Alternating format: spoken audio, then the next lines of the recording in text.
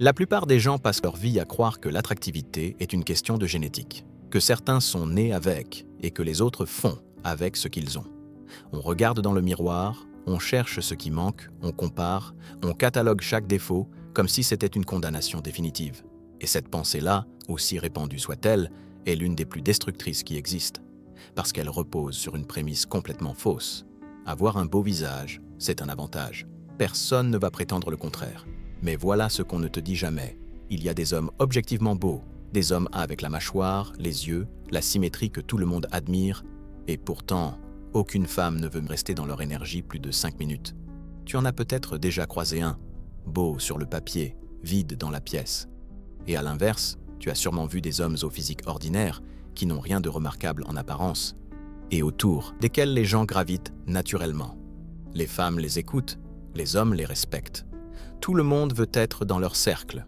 Ce n'est pas de la magie, ce n'est pas du hasard, et ce n'est certainement pas une question de visage, c'est une question de signaux. Et le visage, aussi beau soit-il, ne peut pas compenser des signaux qui repoussent, parce que le cerveau humain ne tombe pas amoureux d'une structure osseuse, il tombe pour une présence, pour une énergie, pour la façon dont quelqu'un occupe l'espace, parle, écoute et se tient dans sa propre peau. Ton visage ne représente qu'environ la moitié de ce qui te rend attirant aux yeux des autres. L'autre moitié n'a rien à voir avec tes traits, ta mâchoire, ta taille ou ta silhouette.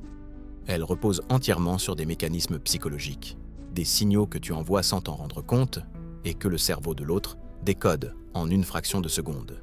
Et la bonne nouvelle, c'est que ces signaux-là, contrairement à tes os, tu peux les changer dès aujourd'hui. Le premier mécanisme, c'est ce que les psychologues appellent l'effet de halo.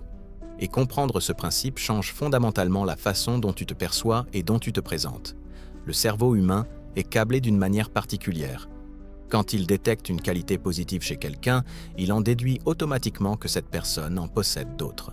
C'est un raccourci cognitif, une généralisation instantanée que le cerveau fait sans qu'on lui demande.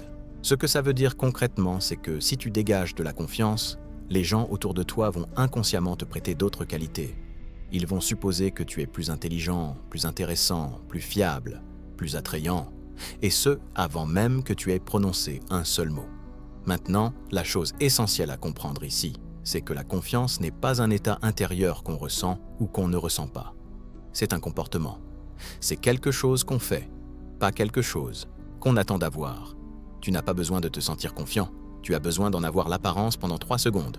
Dos droit, épaules légèrement en arrière, menton parallèle au sol, pas de posture exagérée, pas de performance.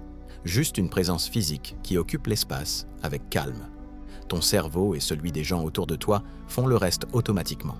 C'est la porte d'entrée de tout le reste. Le deuxième signal que peu de gens maîtrisent, c'est le contact visuel. Et la majorité des gens font l'une des deux erreurs opposées. Soit ils fixent trop longtemps, ce qui devient pesant et mal à l'aise, soit ils fièrent le regard, ce qui projette de l'insécurité et de la nervosité. Les deux extrêmes envoient le même message au cerveau de l'autre. Cette personne n'est pas à l'aise avec elle-même. Il existe un point d'équilibre, une demi-seconde de contact visuel, au moment précis où tu croises quelqu'un pour la première fois. Assez long pour signaler que tu es présent et que tu t'intéresses. Pas assez long pour créer une tension. Ce micro-moment, aussi infime soit-il, déclenche dans le cerveau de l'autre une perception immédiate de confiance et de présence. Les psychologues appellent ça le thin slicing, le fait que le cerveau juge en une fraction de seconde et que ces jugements-là sont extrêmement difficiles à défaire par la suite. Autant s'assurer que la première impression travaille pour toi, pas contre toi. Le troisième élément est encore plus subtil et pourtant d'une efficacité redoutable, la vitesse à laquelle tu parles, pas le timbre de ta voix, pas ton accent, pas la profondeur de ton registre vocal, juste le rythme. Les gens qui parlent légèrement plus lentement que la moyenne sont perçus de manière constante comme plus matures, plus posés, plus dignes de confiance, et oui, plus attrayants. Quand quelqu'un parle vite, le cerveau de l'auditeur interprète ça comme de l'insécurité, comme le signe que cette personne essaie de convaincre ou de plaire, qu'elle a peur de ne pas être écoutée jusqu'au bout. À l'inverse, quelqu'un qui prend son temps pour parler envoie un signal radicalement différent. Je suis à l'aise, je n'ai pas besoin de me dépêcher. Ce que je dis vaut la peine d'être entendu. Et les gens le croient. Pas parce qu'ils analysent consciemment, mais parce que leur cerveau le ressent comme une vérité, avant même qu'ils aient le temps de réfléchir. La prochaine fois que tu es dans une conversation qui compte, ralentis de 10%, juste 10%, et observe ce qui change dans la façon dont l'autre t'écoute. Le quatrième principe touche à quelque chose que la majorité des gens vivent sans jamais le nommer, l'obsession de leurs propres défauts. Tu te regardes dans un miroir et tu vois immédiatement ce qui cloche. Une asymétrie, une imperfection, quelque chose que tu voudrais effacer. Et tu pars du principe que tout le monde le voit aussi. Ce phénomène a un nom en psychologie, l'effet projecteur. Et il est responsable d'une quantité immense d'inhibitions sociales inutiles. La réalité, c'est que les autres sont beaucoup trop occupés par leurs propres insécurités pour cataloguer les tiennes. Les défauts que tu perçois avec une précision chirurgicale sont, dans la grande majorité des cas, invisibles ou insignifiants pour ceux qui te regardent. Ce qui attire l'attention, ce n'est pas tes imperfections. C'est ton rapport à elles. Quelqu'un qui se déplace, parle et interagit comme s'il était parfaitement à l'aise dans sa peau devient instantanément plus attirant. Pas parce qu'il est objectivement parfait, mais parce que sa confiance devient la réalité que les autres adoptent. Tu agis comme si tes défauts ne comptaient pas et les gens cessent de les remarquer. Le cinquième levier, c'est la puissance de la pause. Et celui-là, une fois que tu l'as intégré, tu ne peux plus t'en passer. Quand quelqu'un te pose une question, la réaction instinctive de la plupart des gens est de répondre immédiatement, de remplir le silence aussi vite que possible. Comme si un demi-seconde de vide était une faiblesse. Mais c'est exactement l'inverse. Marquer une courte pause avant de répondre, juste une respiration, projette quelque chose que la précipitation ne peut jamais projeter, la maîtrise de soi. Seules les personnes qui se sentent légitimes prennent le temps de réfléchir avant de parler. Les autres se dépêchent parce qu'elles ont peur que le silence soit interprété comme de l'incompétence. Mais le silence, quand il est habité avec calme, est lu comme exactement le contraire. Essaie. La prochaine fois qu'on te demande quelque chose, prends une demi-seconde. Respire. Puis réponds. Tu verras la différence dans les yeux de l'autre avant, même d'avoir dit quoi que ce soit. Le sixième principe, c'est ce qu'on appelle le langage du corps ouvert. Et il ne s'agit pas de mimer des postures vues dans un livre. Il s'agit d'un signal très simple que le cerveau humain lit en permanence, même sans en avoir conscience. Quand tu parles à quelqu'un, orienter légèrement ton torse et tes pieds dans sa direction, pas totalement face à lui, juste légèrement, crée une impression d'ouverture et d'intérêt, sans jamais paraître intrusif ou désespéré.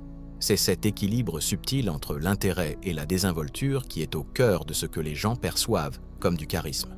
Tu montres que l'autre compte pour toi, sans montrer que tu as besoin de lui. Et cette combinaison-là, le cerveau la traduit automatiquement en attractivité. Le septième et dernier principe est peut-être le plus puissant de tous, parce qu'il repose non pas sur ce que tu fais, mais sur la qualité de ce que tu choisis de ne pas faire. Les gens qui parlent uniquement quand ils ont quelque chose de réel à apporter sont perçus comme plus mystérieux, plus précieux et plus attrayants que ceux qui remplissent chaque silence. Ce n'est pas de la froideur, ce n'est pas de l'arrogance, c'est de l'intention. Tu ne donnes pas de la quantité, tu donnes de la qualité, et les gens le ressentent. Dans une conversation, tu n'as pas besoin de performer, tu n'as pas besoin de meubler. Écoute vraiment, observe, et quand tu parles, parle avec une intention claire. Cette économie de parole crée autour de toi une présence que le bruit constant ne pourra jamais générer. La vérité finale, celle que j'aurais voulu entendre bien plus tôt, c'est que l'attractivité n'est pas ce qu'on t'a dit qu'elle était. Ce n'est pas une question de symétrie faciale ou de standards physiques impossibles à atteindre. C'est une question de signaux, de posture, de regard, de rythme, de présence. Ce sont des choses que tu contrôles entièrement, dès maintenant, sans chirurgie, sans transformation physique, sans attendre d'être quelqu'un d'autre.